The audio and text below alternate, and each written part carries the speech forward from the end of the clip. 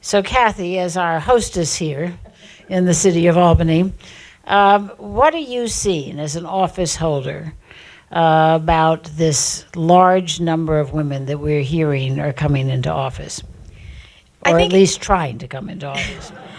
I think it certainly has accelerated over the last 2 years, but it is something that we started to see. You know, Stephanie Miner was the first woman elected in 2009 to lead one of the big 5 cities outside of New York City.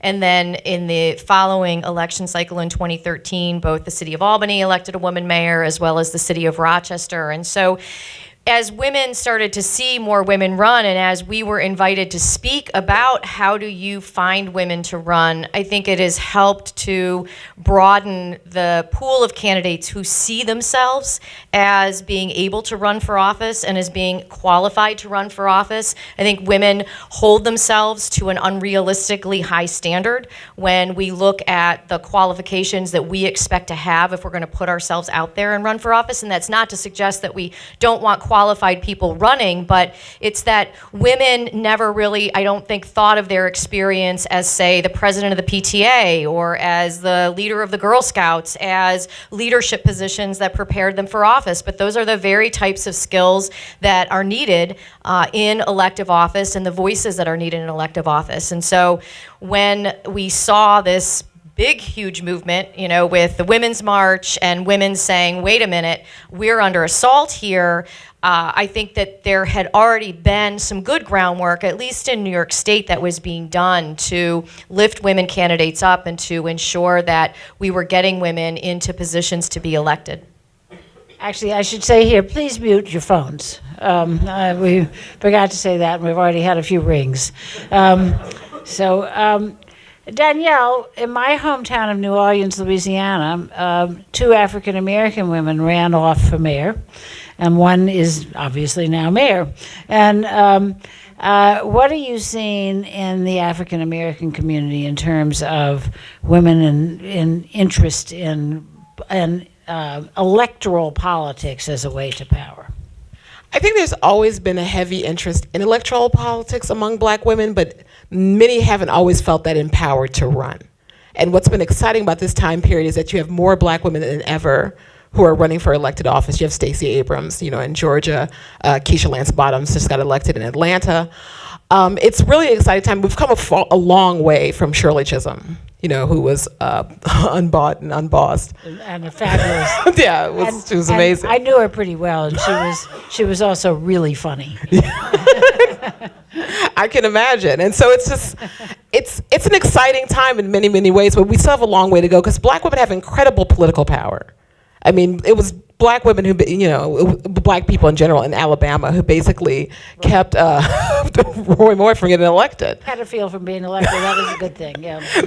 You know, and there was all these stories that came out after the election night, like, oh, you know, Black women, you know, they saved America again. I remember one of the stories that the Root wrote right after the 2016 presidential race ended and Donald Trump was announced as president, was about how Black women, you know, tried to save America. Like Black women overwhelmingly did not vote for Donald Trump. I think it was something, 97%. Yeah, it was 97%. And so there's this amazing power that's there within the African American community, particularly among Black women. So the fact that we're moving from not just being voters but being leaders is phenomenal. Kathy, can you pull your chair up a little bit so I can see you? Thank you. I feel like I'm a little. There we go. So Jill, as someone who's attempted this, what difference do you think it makes? I think there's a lot more to running for office than simply winning. It's great if you win, but sometimes you have to lay the groundwork before you actually get there. And, you know, in my case, I'm working to build another kind of political party because, in fact, the largest group of voters right now feels fairly disenfranchised. And in fact, in the last election, one of the big problems was that most people, for most of the election, were not voting for someone, they were voting against someone. And it's really hard for a democracy to move forward based on what we're against. We need a positive vision forward, we need a moral compass, And, in my case, I call myself, sometimes a mother on fire.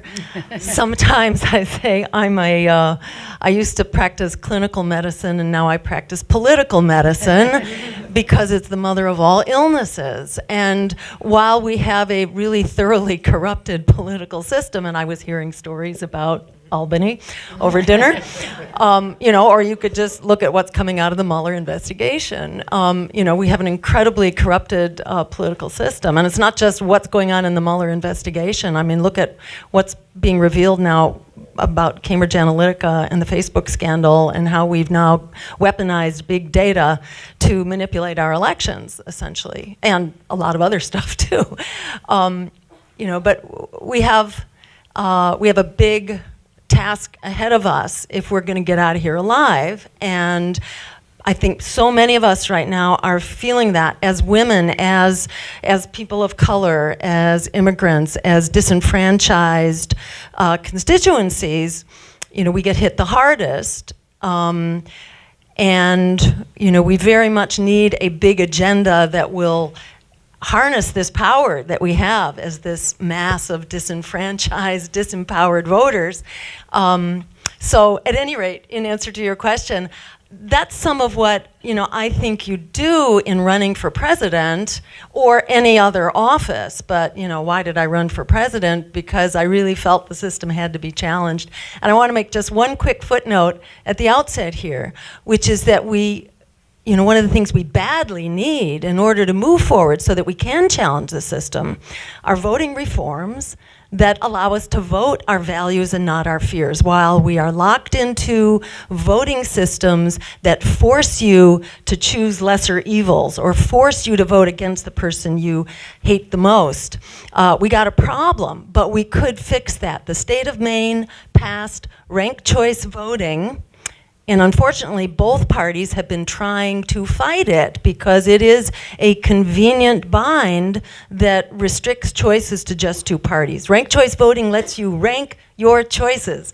So you can vote for who you want first, knowing that if your first choice loses, your vote is automatically reassigned to your second choice. So there's no such thing as spoilers. There's no splitting of the vote. It really allows a much more invigorated conversation about what the problem is and how we can fix it. And it can do that without making us enemies of each other. We're basically on the same side. We should have a voting system that allows us to work together.